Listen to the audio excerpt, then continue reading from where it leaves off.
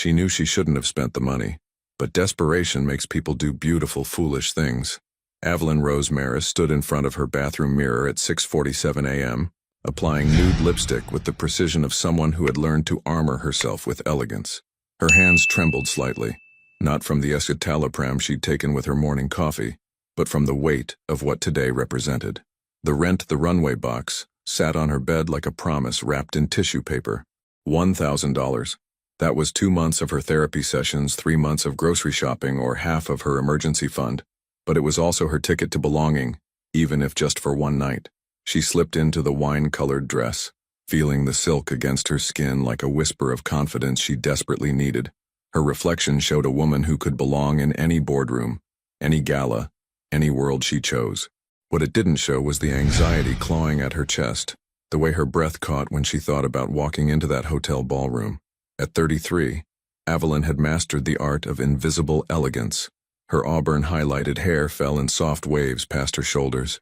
Her gray-blue eyes held secrets she'd never shared, and her 5'7" frame moved with the grace of someone who had learned to take up just enough space.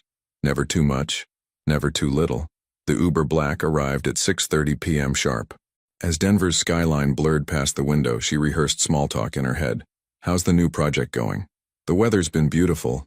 Did you see the quarterly results? Safe conversations, professional distance, the kind of interactions that had kept her employed and invisible for the past 4 years." Thorne and Zeiss Technologies' annual event was being held at the Grand Hyatt, and as Evelyn stepped into the marble lobby, she felt the familiar weight of being simultaneously overdressed and underprepared. The ballroom hummed with the energy of success. Crisp laughter, the clink of champagne glasses, conversations that sounded important even from a distance. She clutched her small clutch bag tighter, her phone buzzing with a text from her BetterHelp therapist. "Remember, you belong there as much as anyone else. You've earned your place." If only it felt that way. The crowd was a sea of networking smiles and strategic conversations. Evelyn moved through it like she was underwater, nodding politely when colleagues acknowledged her, accepting a glass of champagne she wouldn't drink, and scanning the room for a familiar face. Any familiar face. That's when she saw him, standing with his back to her, talking to a small group near the floor-to-ceiling windows, was what she was certain was Matt from her UX team. Same height, same build, same confident posture. Matt, who sent funny gifs in their Slack channel and always remembered to ask how her weekend was. Matt, who represented the closest thing to a work friend she'd allowed herself to have. Relief flooded through her chest. Finally, someone who wouldn't look at her like she was an intruder at her own company's event. Without thinking, driven by a moment of pure human need for connection, Evelyn walked across the room. Her heels clicked softly against the marble floor, her heart beating with the anticipation of familiar comfort. She reached out and wrapped her arms around him from behind, a gesture so natural, so desperately needed, that she didn't hesitate. "Matt, I'm so glad you're here. I was starting to think I didn't know anyone." The man turned around, and Evelyn's world stopped. Dark brown eyes, sharp as winter mornings, stared down at her with an expression she couldn't read. This wasn't Matt's warm green gaze or easy smile. This was a face carved from shadows and discipline, framed by a perfectly trimmed beard, and topped with dark hair that probably cost more to maintain than her monthly rent. This was Elliot Reese Thorne, the CEO, the man who signed her paychecks, the billionaire who had never spoken to her directly in 4 years of employment, the man she had just embraced like an old friend. The ballroom seemed to pause, conversations quieting just enough for her mistake to echo in the space between them. She felt the weight of eyes turning toward them, phones being lifted, the gentle buzz of curiosity becoming something sharper. She started, but words failed her.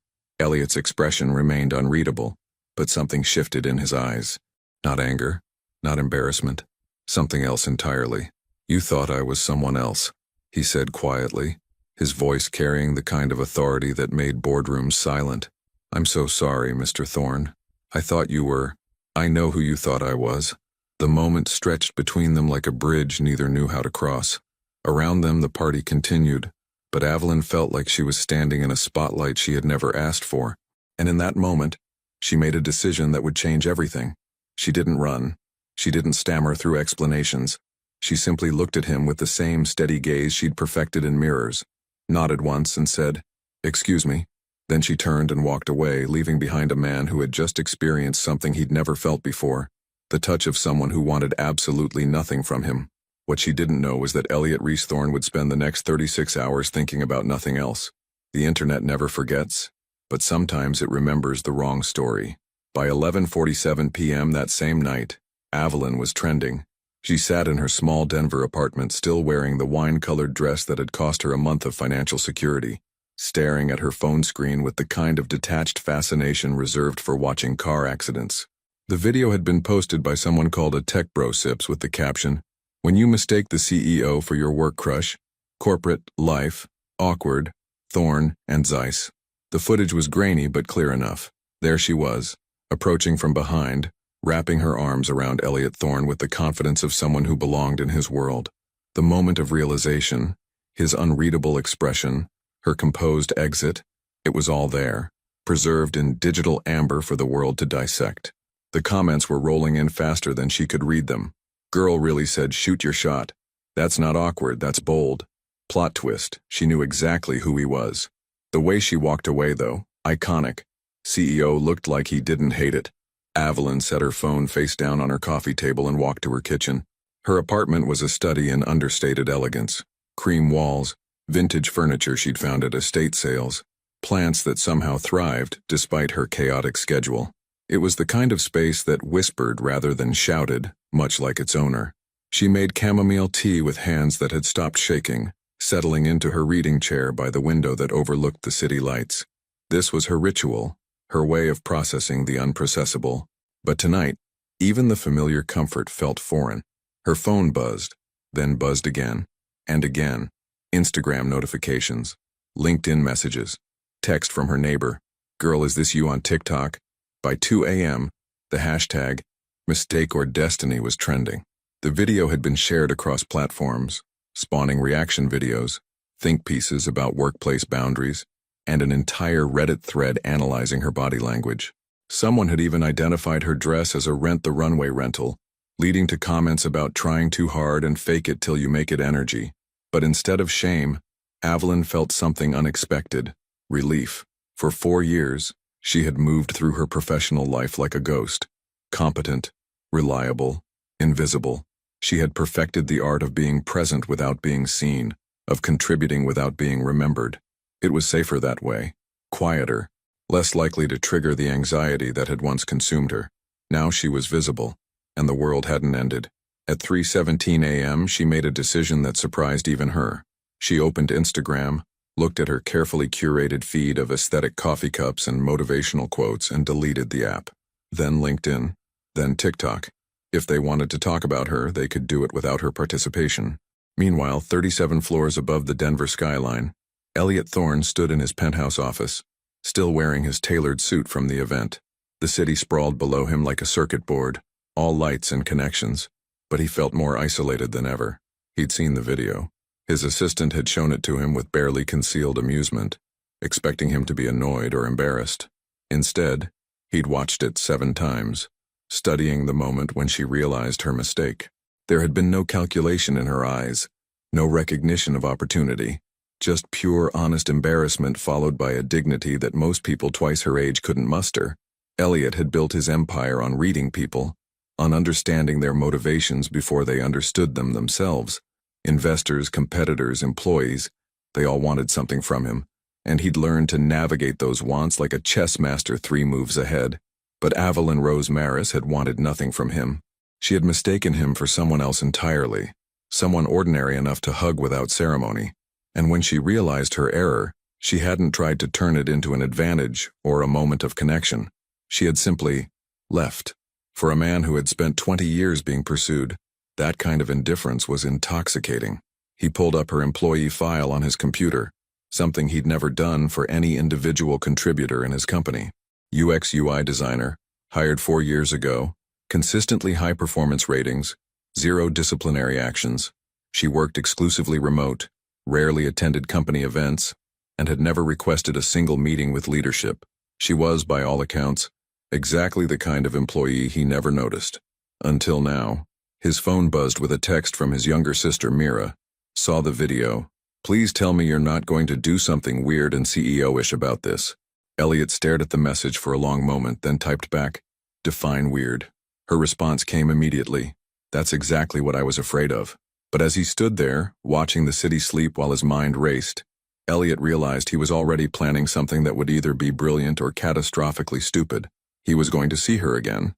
Not the polished, distant version of herself she presented at company events, but the real woman who had reached out for human connection in a room full of strangers. The woman who had touched him like he was just another person worth knowing. By morning, his plan was already in motion, and Evelyn had no idea her quiet life was about to become very complicated. Sometimes the most powerful moves in business are disguised as company policies. The email arrived on a Tuesday morning at 9:23 a.m., marked as high priority and sent to every remote employee at Thorne & Zeiss Technologies. Evelyn read it while sitting in her home office, wearing her favorite cream silk blouse and dark slacks, the kind of outfit that made her feel put together even when no one was watching. Subject: Enhancing Collaborative Excellence. New Hybrid Work Initiative. Dear team, as we continue to build the future of technology, we recognize that innovation thrives on human connection. Effective immediately, all remote employees will transition to a hybrid schedule, working from our Denver headquarters 3 days per week. Evelyn's coffee mug paused halfway to her lips. She read the email twice, then a third time, searching for exceptions, for loopholes, for any indication that this wasn't exactly what it appeared to be. 4 years. 4 years of perfect work-from-home productivity, of meeting every deadline, of contributing to projects that had helped the company grow from a mid-sized startup to a tech giant. 4 years of carefully constructed distance from office politics, from the pressure to be on in person, from the exhausting performance of workplace socialization. Her phone rang. The caller ID showed Dax Morrison, her teammate, and the closest thing she had to a work friend. "Did you see the email?" Dax's voice carried the same bewilderment she felt. 3 days a week? What happened to remote work increases productivity by 40% and all that corporate speak they fed us during the pandemic? "I saw it," Evelyn said, walking to her window that overlooked a small park where she sometimes ate lunch while video calling with clients. A sanctuary that was about to become a memory. "My wife is going to kill me. We just bought a house in Littleton specifically because I could work from home. Now I'm looking at 3 hours of commuting every day." Dax paused. "Sorry, I know you live closer to downtown. This probably isn't as big a deal for you." If only he knew. "It's an adjustment," she said carefully. After they hung up, Evelyn sat in the silence of her apartment, feeling the walls of her carefully constructed world shifting around her. She had built this life deliberately. Controlled, predictable, safe. Home was where she could be herself without performance, where her anxiety could exist without judgment, where she could work at her highest level without the drain of constant social navigation. But there was something else gnawing at her, something she didn't want to acknowledge. The timing of this policy change, coming just 5 days after the viral video, felt too convenient to be coincidental. She shook her head, dismissing the thought. She was a mid-level designer in a company of over 3,000 employees. The idea that a billionaire CEO would restructure remote work policies because of one awkward encounter was narcissistic at best, paranoid at worst, wasn't it?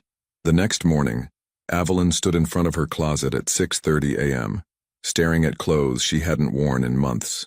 Office clothes, the armor of in-person professionalism.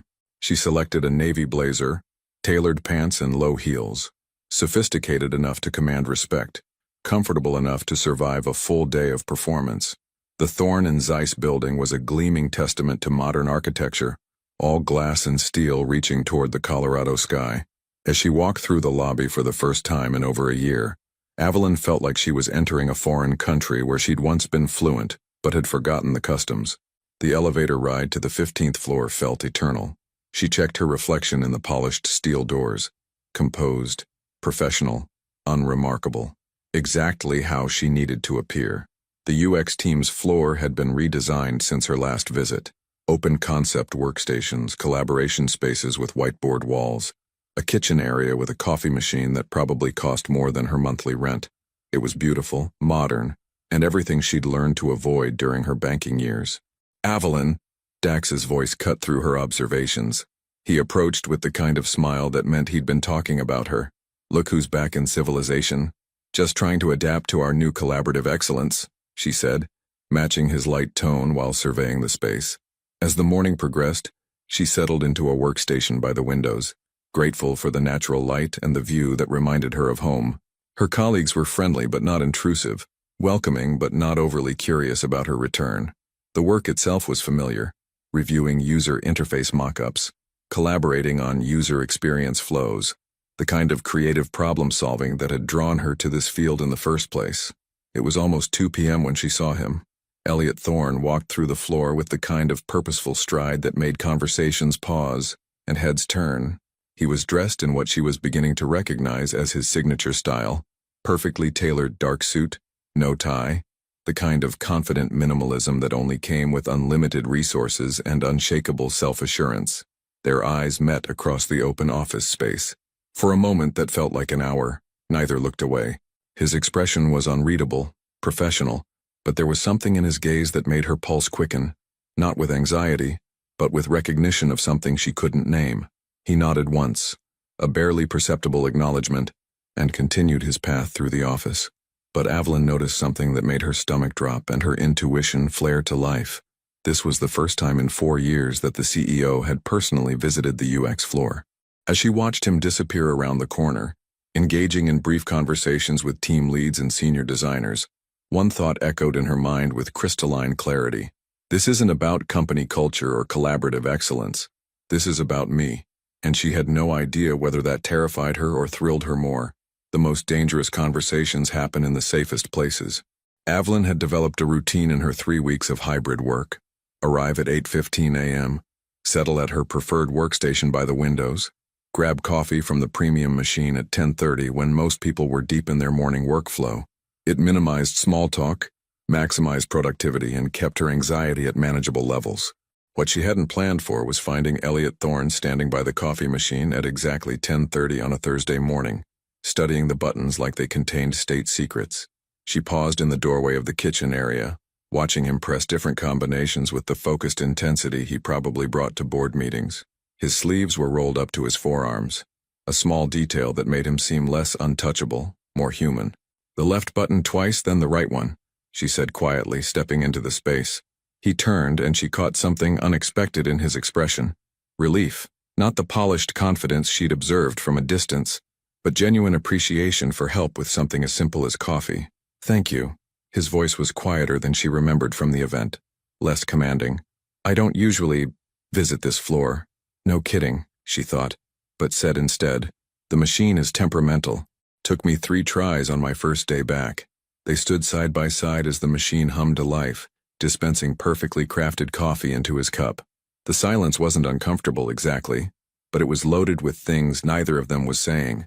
"You've been settling back in well," he said, and she realized he'd been observing her return more closely than she'd thought. "It's an adjustment." She pressed her own button combination, hyper-aware of how close he was standing, of the subtle scent of his cologne mixed with something warmer, maybe cedar, maybe just the smell of expensive fabric. "I imagine it is.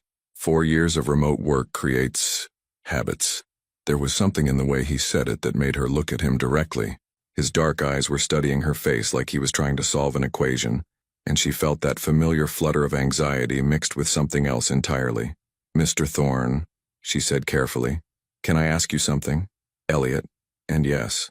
Did you implement the hybrid work policy because of what happened at the event?" The directness of her question seemed to surprise him. Most people, she imagined, spent conversations with him dancing around topics, never quite saying what they meant. But Evelyn had learned long ago that anxiety was worse than honesty, and she needed to know if her professional life had been upended because of a 30-second mistake. He was quiet for a long moment, and she watched something shift in his expression, a decision being made in real time. "Yes," he said simply. The honesty of it hit her like cold air. She'd expected deflection, corporate speak, plausible deniability. Instead, he'd given her the truth with the same directness she'd offered him. "Why?" The question came out softer than she intended. "Because..." He paused, and for the first time since she'd known of his existence, Elliot Thorne looked uncertain. "Because I've spent 20 years being approached by people who want something from me. Money, connections, opportunities, validation. And you touch me like I was just someone worth knowing." The coffee machine beeped, signaling her drink was ready, but neither of them moved. I didn't know who you were, she said quietly. I know. That's exactly the point. They stood there in the small kitchen space, surrounded by the distant sounds of office life, while something fundamental shifted between them. Evelyn felt like she was standing at the edge of a cliff, looking down at water she couldn't see the bottom of. This isn't appropriate, she said. But even as she said it, she wasn't sure if she was talking to him or herself. No, he agreed. It's not. I could file a complaint. Changing company policy to manipulate an employee's work situation. You could. His eyes never left hers. Will you? The question hung between them like a challenge, and an invitation rolled into one. Evelyn realized that somewhere in the space between his confession and this moment, the power dynamic had shifted.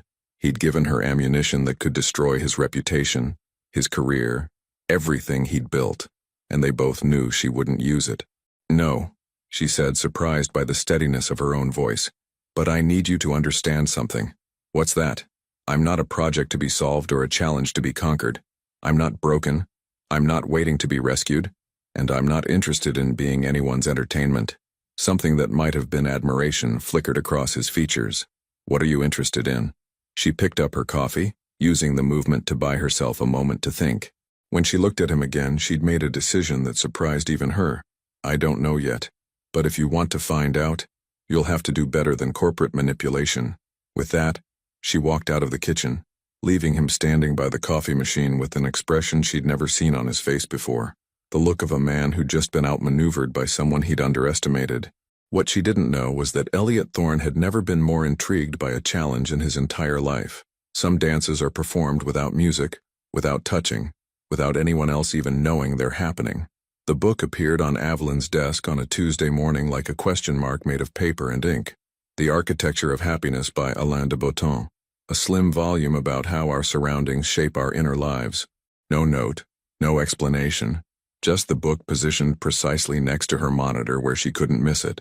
She opened the cover carefully, half expecting some kind of message, but found only clean pages and the faint scent of new paper. When she looked up, scanning the open office space, she caught a glimpse of Elliot's silhouette in the glass-walled conference room 3 floors above, visible through the building's atrium design. He wasn't looking down at her floor, but somehow she knew he was aware she'd found it. This was how it had been for 2 weeks since their coffee machine conversation, a careful choreography of almost encounters and meaningful distances. He would take the same elevator she rode but get off 1 floor early.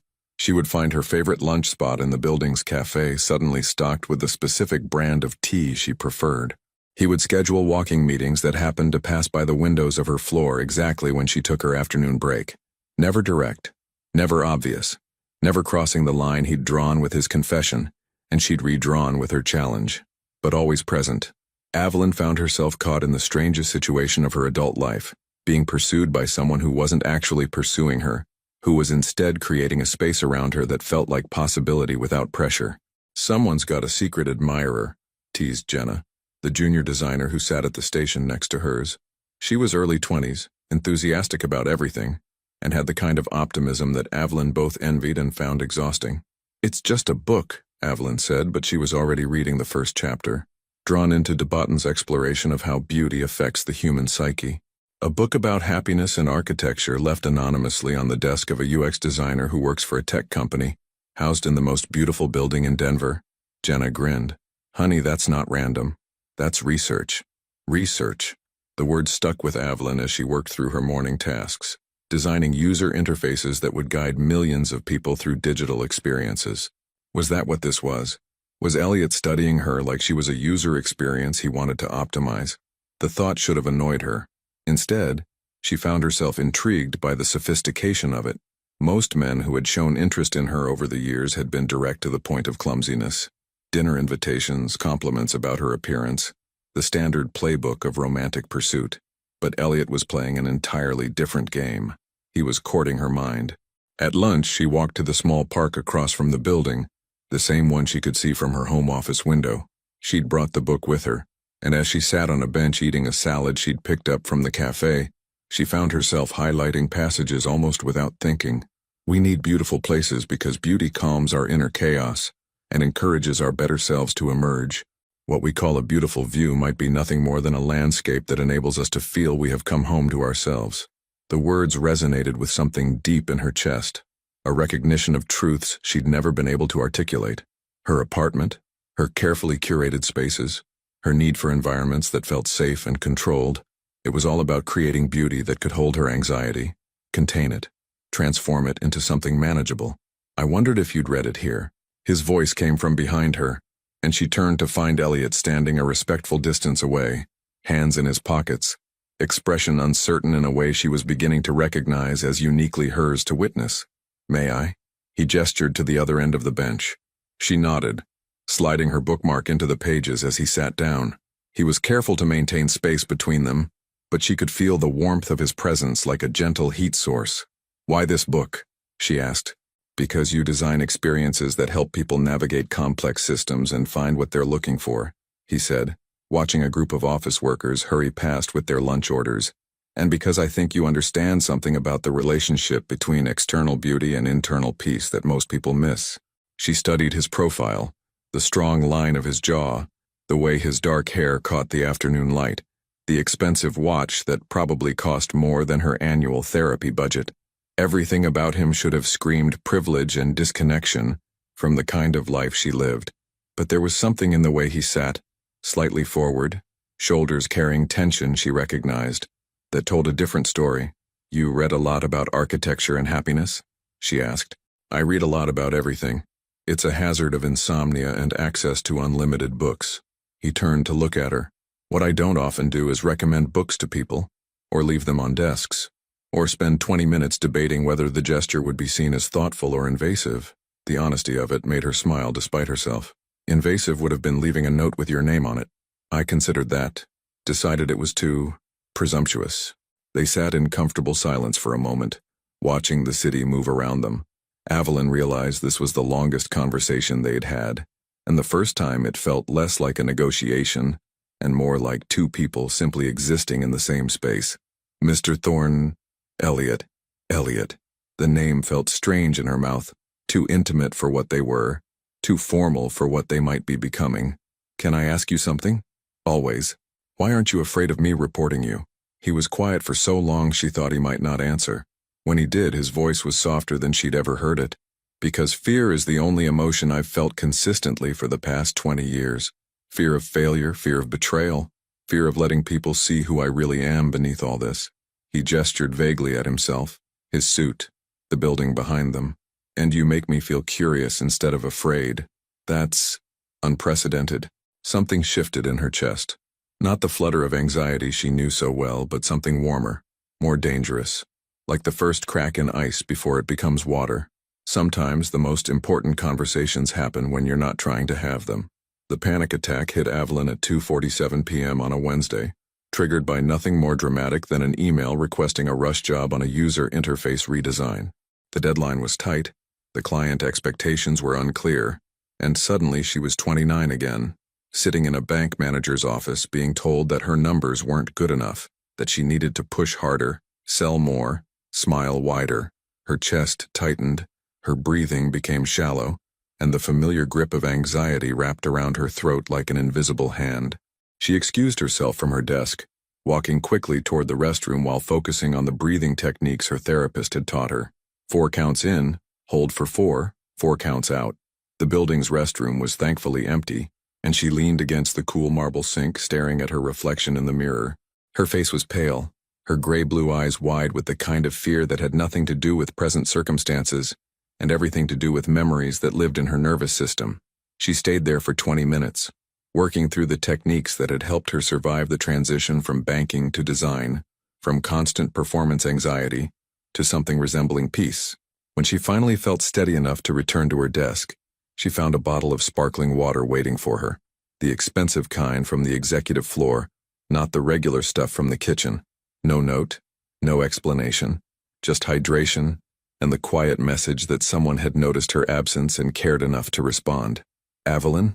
Dax appeared at her cubicle entrance, concern written across his features. "You okay? You looked a little—" "I'm fine," she said automatically, then paused. "Actually, no, I had a panic attack, but I'm managing it." The honesty surprised them both. Evelyn had spent years perfecting the art of appearing fine, of managing her mental health so quietly that no one around her ever had to be uncomfortable with it. "That sucks," Dax said simply. "Want to talk about it?" Before she could answer, her computer chimed with a calendar invitation. Coffee meeting. Conference room 22B. 3:30 p.m. Optional attendance. The sender was listed as building management, but conference room 22B was on the executive floor, and building management didn't typically schedule coffee meetings with individual contributors. At 3:30, curiosity won over caution. She took the elevator to the 32nd floor, finding conference room 22B empty except for Elliot, 2 cups of coffee, and floor-to-ceiling windows that offered a view of the entire city. "You came," he said, and she heard relief in his voice. "I almost didn't." She accepted the coffee he offered, noting that it was prepared exactly how she liked it. Minimal sugar, no cream. Another small detail that proved he'd been paying attention. "I saw you leave the floor earlier. You were gone for a while." His tone was careful, professional, but his eyes held genuine concern. "I had a panic attack." The words came out before she could stop them, honest and unfiltered. "It happens sometimes, usually when work stress triggers memories from my last job." She watched his expression, waiting for the subtle shift that happened when people learned about her mental health struggles. The careful distance, the changed tone, the way conversations became about managing her rather than engaging with her. Instead, Elliot nodded slowly and said, "I have insomnia and persistent anxiety. Started about 15 years ago when the company began to grow beyond my ability to control every variable." The admission hung between them like a bridge neither had expected to cross. "Do you take medication?" she asked. "Tried several. Had bad reactions to most of them." "You?" "Escitalopram. Took me 3 tries to find something that worked without making me feel like a different person." She settled into the chair across from him, realizing this was the first time she'd discussed her mental health with a colleague, much less her CEO, without feeling like she was confessing to a professional weakness. "The panic attacks, are they frequent?" "Less than they used to be. Therapy helps. Having work that doesn't constantly trigger my fight-or-flight response helps more." She met his eyes. "Until recently, this job was the calmest professional environment I'd ever experienced. Until the hybrid work policy." "Until the hybrid work policy," she confirmed. He was quiet for a moment, staring out at the city skyline. When he spoke again, his voice carried a weight she hadn't heard before. "I was 7 when my parents died in a car accident. Went to live with my aunt and uncle, who were practical people. They fed me, clothed me, sent me to good schools. But affection wasn't part of the package." He turned back to her. "I learned early that if I was successful enough, accomplished enough, useful enough, people would want to be around me. But I never learned how to tell the difference between people who wanted to be near my success and people who wanted to be near me." The vulnerability of it took her breath away. Here was a man who commanded boardrooms and made decisions that affected thousands of lives, sharing the kind of fundamental loneliness that she recognized in her own chest. "Until the event," she said quietly.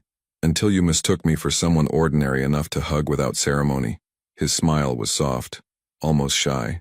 "For 30 seconds, I was just another person at a party. Not a CEO, not a billionaire, not an opportunity to be leveraged. Just someone you were happy to see." Evelyn felt something crack open in her chest. Not the painful fracture of anxiety, but the gentle opening of understanding. "Is that why you don't like to be touched?" Physical contact usually comes with expectations. Business handshakes, networking embraces, strategic intimacy. He paused. "Your hug was the first touch I'd experienced in years that wanted nothing from me." They sat in silence, drinking coffee and watching the afternoon light shift across the city. Evelyn realized that somewhere in this conversation, they had stopped being CEO and employee and had become simply 2 people who understood something essential about each other. "This is complicated," she said finally. "Very. I don't date people I work for. I don't date people who work for me." Another silence, this one charged with the weight of rules they were both acknowledging and quietly questioning. "But," she said slowly, "I wouldn't be opposed to having coffee with someone who understands that success and happiness aren't the same thing." His smile was the first completely unguarded expression she'd seen from him, and it transformed his entire face into something warm and achingly human. The most dangerous territory isn't where you break the rules, it's where you discover the rules were never really protecting you. Their coffee meetings became a Thursday ritual, always in conference room 22B, always at 3:30, always with the pretense of optional building management discussions that fooled absolutely no one but gave them plausible deniability. For 3 weeks, they talked about books, about the psychology of design, about the weight of expectations, and the luxury of being understood. For 3 weeks, Evelyn felt like she was living in 2 different versions of herself, the professional one who attended meetings and delivered projects on time, and the private one who looked forward to Thursday afternoons with an intensity that scared her. But on the 4th Thursday, everything changed. "I have to tell you something," Elliot said as soon as she entered the conference room. He was standing by the windows instead of sitting at the table, and his usual composed demeanor had been replaced by something that looked almost like panic. "Okay." She set down her coffee, noting that he hadn't prepared his usual cup. Whatever this was, it had disrupted even his careful rituals. "My sister Mira is getting married next weekend. Family wedding, very small, very private. She's been asking me for months if I'm bringing anyone." He turned to face her, and she saw something in his expression she'd never seen before. Vulnerability mixed with determination. "I told her I might be." Evelyn felt her stomach drop and soar simultaneously. "Elliot, I know what this means. I know what I'm asking. A wedding is public, real. It's not coffee meetings disguised as work obligations." He ran a hand through his hair, destroying its usual perfect arrangement. "But I also know that I've spent the last month feeling more like myself than I have in 20 years, and the idea of going back to pretending you don't matter to me is impossible," she finished quietly. "Yes." She walked to the window, standing next to him as they both stared out at the city that had somehow become the backdrop to the most unexpected chapter of her life. "This changes everything. You know that, right?" "I know. If we do this, if we cross this line, there's no going back to casual coffee meetings and professional distance. I know. The power dynamic alone could destroy both our careers if this goes wrong. I know." He turned to look at her. "But I also know that I've been half alive for most of my adult life, and these Thursday afternoons with you are the only time I remember what it feels like to be fully present in my own existence." The honesty of it made her chest tight with something that wasn't anxiety. She thought about her therapist's words from their last session. Sometimes the safest choice isn't actually safe. It's just familiar. "Tell me about the wedding," she said. Relief flooded his features. "It's in Aspen. Small venue, maybe 40 people. Mira's fiancé is a photographer, very laid back, the opposite of corporate. No one there will care about business or networking or," he gestured vaguely, "any of the usual performance. Your sister, what did you tell her about me?" "That I've met someone who makes me want to be better at being human." His smile was soft. She said it was about time. Evelyn found herself laughing despite the weight of the decision she was facing. "She sounds like someone I'd like." "You would. She's the only person who's ever been able to call me on my bullshit and get away with it." "Until now," Evelyn said, and something passed between them that felt like a promise. Until now. They stood in silence, and Evelyn could feel the moment stretching around them like a cocoon. Once she said yes, because she was going to say yes, she could feel it in her bones. Everything would be different. No more careful distance. No more professional pretense. No more hiding behind the safety of uncertainty. "I'll need to take Friday off," she said finally. The smile that spread across his face was worth every risk she was about to take. "I'll have my assistant make the arrangements. We can fly up Friday morning, come back Sunday evening." "We?" "Private jet. One of the few perks of this job that I actually use." He paused. "Unless you'd prefer commercial flights." "I don't want to assume." "Elliot." She turned to face him fully. "If we're doing this, we're doing it honestly. I can't afford private jets. I shop at Target and my car is 7 years old. But I can pack a weekend bag and figure out how to be your date without losing myself in the process. I wouldn't want you to lose yourself. That's the entire point." Something in his voice made her step closer, close enough to see the flecks of gold in his dark eyes, close enough to count the barely visible lines around them that spoke of too many late nights and too much responsibility carried alone. "Can I ask you something?" she said. "When was the last time you touched someone without it being a business handshake or a networking obligation?" The question hung between them like a challenge and an invitation. She watched him consider it, watched him realize what she was really asking. "The night you hugged me," he said quietly. "That's what I thought." She reached out slowly, giving him time to pull away, and placed her hand against his cheek. His skin was warm, Slightly rough from the beard he kept perfectly trimmed, and she felt him lean into the touch like someone who had been holding his breath for years. "We're going to have to figure out how to do this," she said. "The touching, the being close, the learning how to be together when you've spent 20 years being afraid of intimacy. I know. And I'm going to have to figure out how to trust that you want me for the right reasons, not because I'm a puzzle you want to solve, or a challenge you want to win. I know," he said, and then did something that surprised them both. He covered her hand with his own, holding it against his face like an anchor. "But I think we have time to figure it out together. Some moments are so perfect they feel borrowed from someone else's life." The private jet was smaller than Evelyn had imagined, more like an elegant living room with wings than the commercial aircraft she was used to. She sat by the window watching Denver shrink below them, trying not to calculate how much this 40-minute flight probably cost while Elliot worked quietly on his laptop across the aisle. He'd been careful to give her space, sensing her need to process this enormous step at her own pace. But when turbulence hit over the Rockies, his hand found hers without hesitation, steady and warm, and surprisingly calloused for someone who spent most of his time in boardrooms. "You okay?" he asked softly. "I hate flying," she admitted. "Well, I hate not being in control, and flying is just the most obvious example of that. The pilot's been doing this for 15 years. We're safer up here than we are driving on I-25. I know that logically. My anxiety doesn't really care about logic." He squeezed her hand gently. "Tell me about your first panic attack." The question surprised her, but she found herself answering. "I was 26, sitting in a performance review, where my manager told me I needed to smile more and be more approachable, while also hitting numbers that would have been impossible for someone twice my experience level. I went to the bathroom afterward and couldn't breathe for 20 minutes. "What did you do?" "Went back to my desk and pretended it didn't happen. Spent 3 more years pretending it didn't happen, actually." She looked at their joined hands. "What about you? First anxiety attack?" 8 years old. 3 months after my parents died, I was staying with my aunt and uncle, and I overheard them talking about how expensive I was, how they couldn't afford another mouth to feed long term." His thumb traced across her knuckles. "I became convinced that if I wasn't perfect, if I wasn't worth the investment, they'd send me away too." The raw honesty of it made her chest ache. "Is that why you work so hard?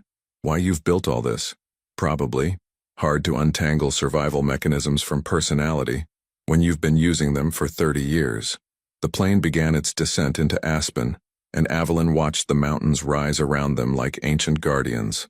The resort town spread below looked like something from a postcard. Snow-capped peaks, pristine forests, the kind of natural beauty that made everything else feel small and manageable. "Elliot," she said as they prepared to land, "what did you tell your sister about me?" "Really?" He was quiet for a moment, then said, "I told her you were the first person in 20 years who made me forget I was performing."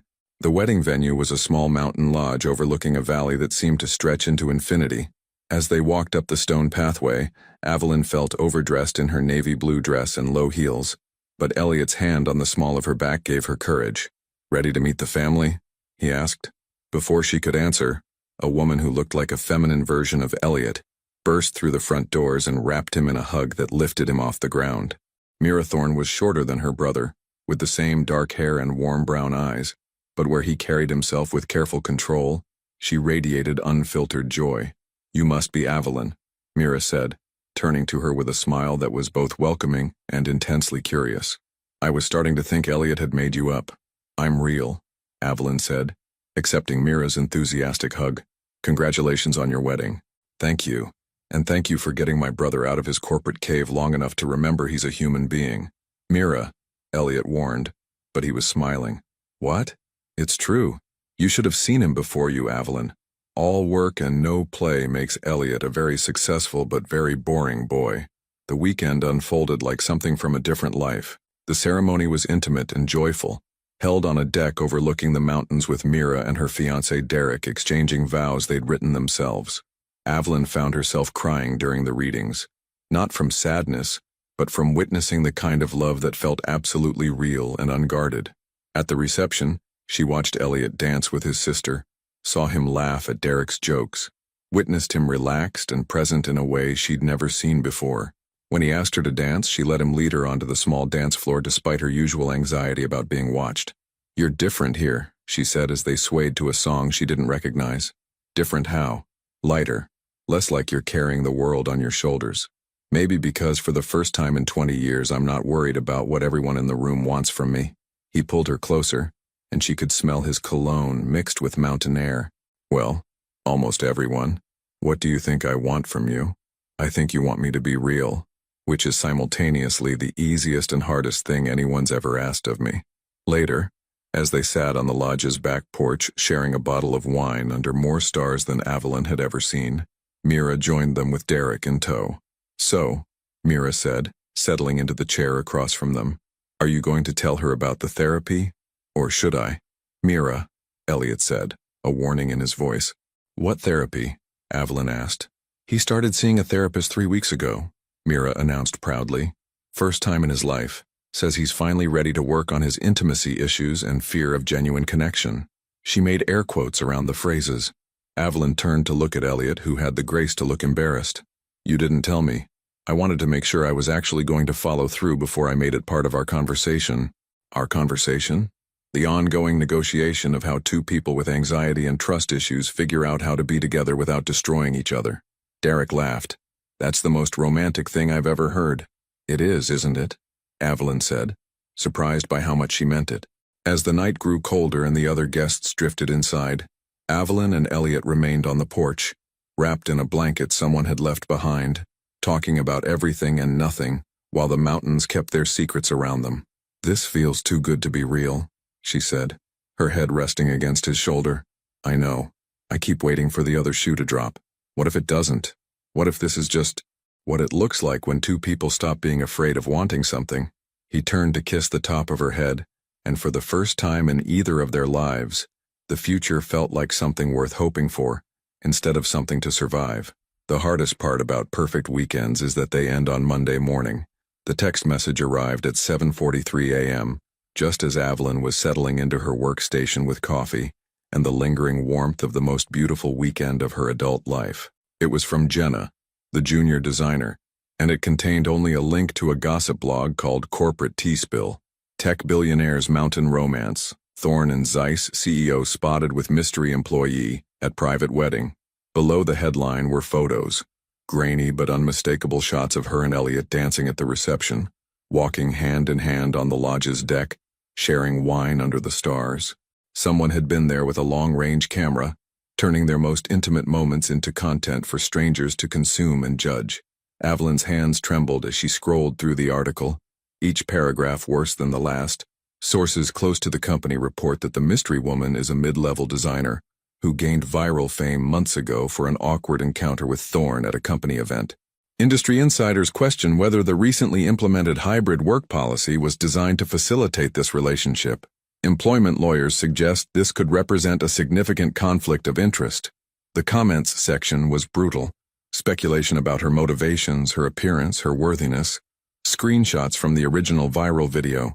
Side-by-side comparisons with women Elliot had been photographed with at charity events. The narrative was already crystallizing. Ambitious employee seduces naive CEO. Classic gold digger story. Hey, you okay? Dax appeared at her cubicle, concern written across his face. You look like you've seen a ghost. Before she could answer, her phone buzzed with a call from HR requesting an immediate meeting. Then another text, this one from a number she didn't recognize. Interested in telling your side of the story? TMZ pays well for exclusive interviews.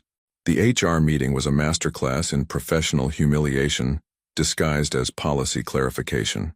Jennifer Walsh, the VP of Human Resources, sat across from Evelyn in a sterile conference room with a folder of printed screenshots and a tone that suggested she was already calculating severance packages. These photos have created what we might call an optics problem, Jennifer said, sliding the printouts across the table. The board is concerned about potential legal liabilities, workplace equity issues, the appearance of favoritism. Nothing inappropriate happened, Evelyn said, grateful that her voice remained steady. We attended a family wedding together. As far as I know, there's no company policy against employees socializing outside of work. There's no policy against mid-level employees socializing with each other, Jennifer corrected. There are very different considerations when one of those employees is the CEO and majority shareholder. The meeting lasted 45 minutes and ended with Evelyn being placed on administrative leave pending investigation. Corporate speak for being suspended while they figured out how to minimize damage to the company's reputation. She cleaned out her desk in a daze, aware of colleagues watching from their peripheral vision, conversations pausing as she passed. The same office that had begun to feel like home now felt like a crime scene where she was both victim and perpetrator. Her phone had been buzzing constantly, reporters, bloggers, even a producer from a podcast about workplace scandals. She turned it off, grabbed her things, and left the building without looking back. She was halfway home when she realized Elliot would be walking into this storm completely unprepared.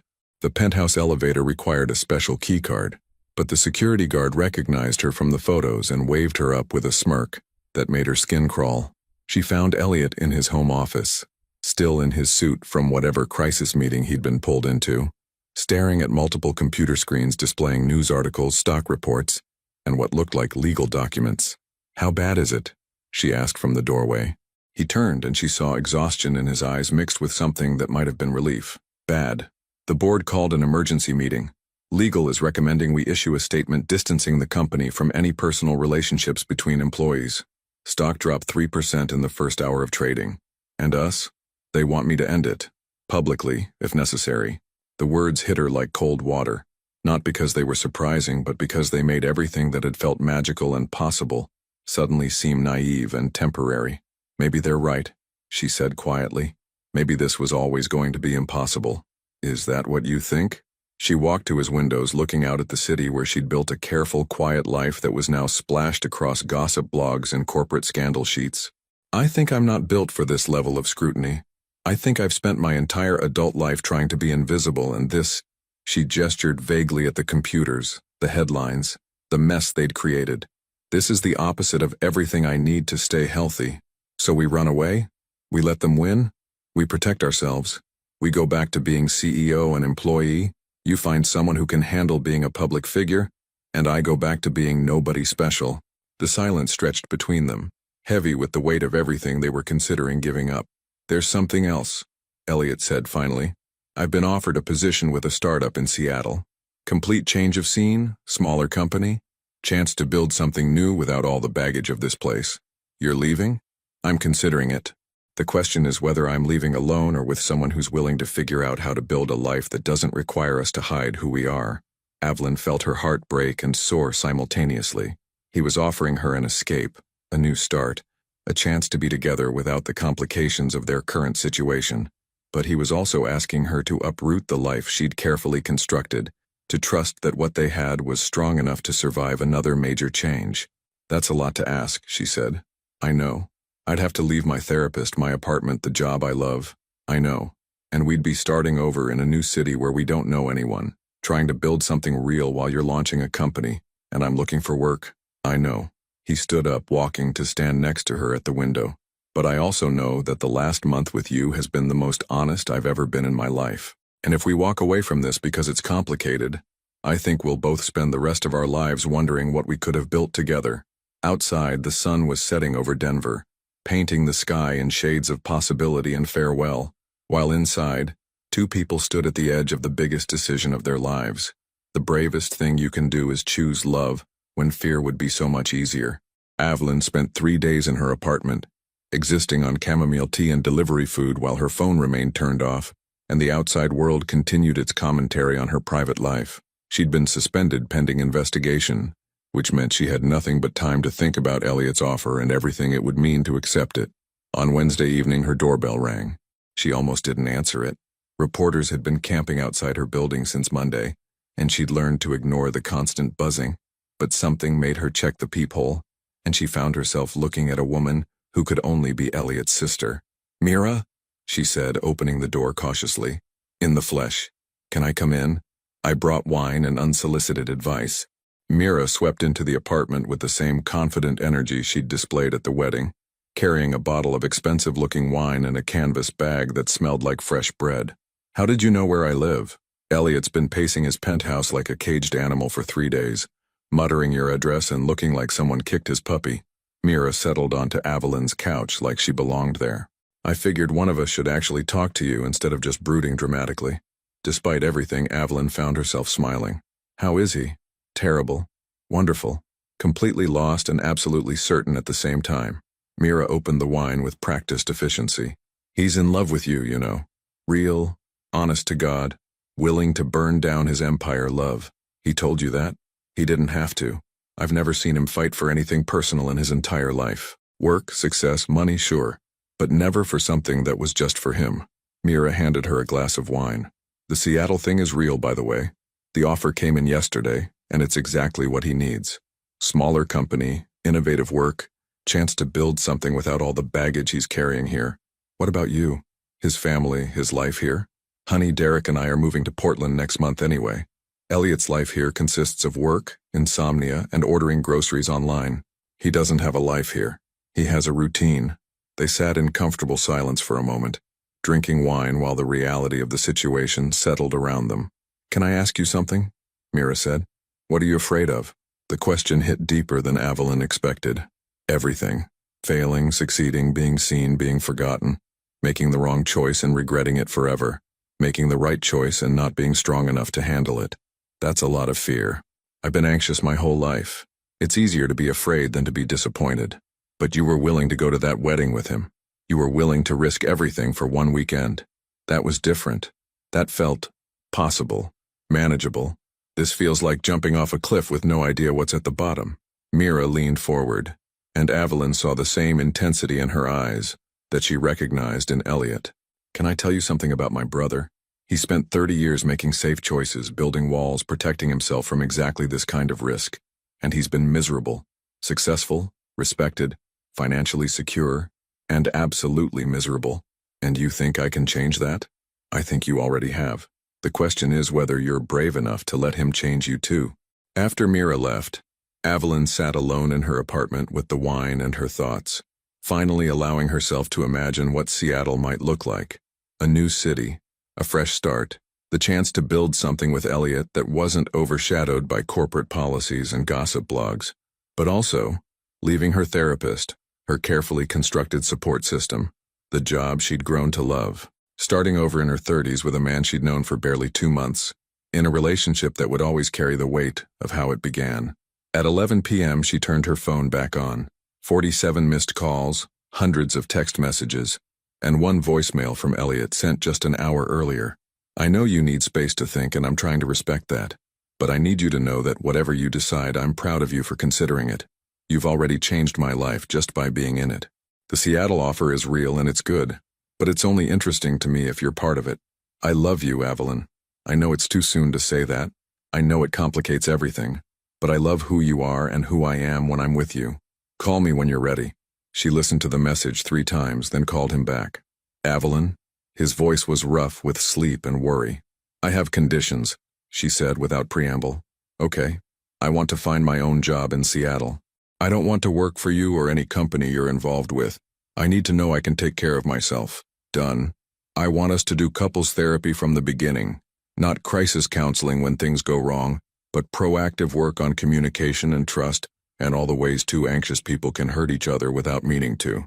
I already found 3 therapists in Seattle who specialize in exactly that.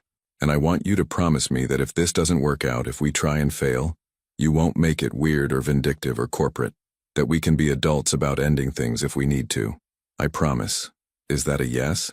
Evelyn looked around her apartment, at the books on her shelves, the plants on her windowsill, the life she'd built that was safe and predictable and small. Then she thought about dancing with Elliot under the stars, about the way he'd looked at her when she touched his face, about the possibility of building something bigger than either of them could create alone. It's a yes, she said, and felt her entire future rearrange itself around those 3 words. 6 weeks later, she stood in the lobby of Innovate Labs in downtown Seattle, wearing a new suit for her first day as their senior UX director. Through the floor-to-ceiling windows, she could see Elliot's building 3 blocks away, where he was building the kind of company he'd always dreamed of, smaller, more personal, focused on innovation rather than empire. They'd found an apartment in Capitol Hill with exposed brick walls and enough space for both of them to work from home when they needed to. They had dinner reservations that night at a small restaurant Mira had recommended, and therapy on Thursday mornings, and plans to visit Denver for the holidays. It wasn't perfect. They still had bad days, still struggled with anxiety and trust, and the weight of their respective histories. But it was real, and it was theirs, and it was built on the foundation of two people who had decided that love was worth the risk of being seen. As she walked into her new life, Evelyn realized that sometimes the biggest mistake you can make is playing it safe, and sometimes the best decisions start with accidentally hugging the wrong person. The life we choose. 2 years later, the keynote speech was scheduled for 2 p.m. at the Denver Convention Center, and Evelyn found herself in the strangest position of her adult life, sitting in the front row, watching the man she loved prepare to tell their story to 3,000 strangers. Ladies and gentlemen, please welcome Elliot Thorne, CEO and founder of Innovate Labs. The applause was thunderous as Elliot walked onto the stage, and Evelyn felt that familiar flutter of pride mixed with amazement that this brilliant, complex man had chosen to build a life with her. He looked confident up there, comfortable in a way he never had during his corporate days, wearing his signature dark suit but with an ease that spoke of someone who had finally learned to be himself.